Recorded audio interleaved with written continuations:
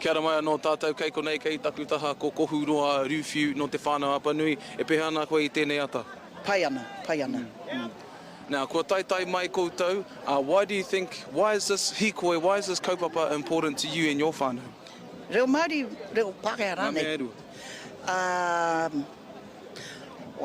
Kua hara mai mātou ki te, ko mau mai etahi o mātou ākonga o tō mātou kura, kia kite, kia rongo hoki, I te whakatupuranga hou, e tupu mai ana, ko rātou e nei. Nō reira, kua heke mai hoki ki te o piki ake rānei, ki te tautoko I tēnei kaupapa, nui whakahirahira. E ki te ana māua, e ki te ana mātou katoa I te huhua o ngā tāngata ko taitai mai ki konei ki Waitangi Pā ki roto o Pōneke. Kōrero mai mo te wairua, ne haha te wairua e rangona tia ana I tēnei wā? Te wairua. Te aua nei, kai te titiro iho mai, ngā mātua tīpuna, ki te minenga kua whakakau mai ki konei I tēnei wātonu. Nō reira, ko te wairua o ngā mātua tīpuna, e mura ana, ki runga ia tātou e tū nei, tātou e whawhai nei, tātou e hikoi atu nei a koake nei. Kua roa tātou te iwi Māori e haka ana I ngā haka. What do you think tēnei kāwanatanga isn't hearing?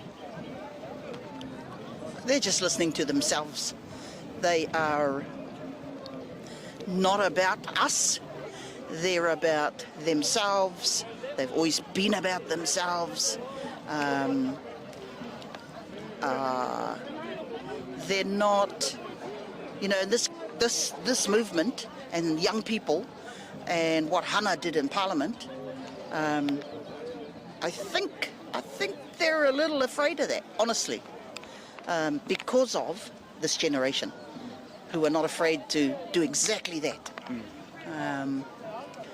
But yeah, I think they're fooling themselves if they think they can't actually open their ears and hear what the people are saying. And it's not just us. Hara I te mea ko te Māori anake, ko ngā iwi anake, e kōkiri ana I tēnei kaupapa.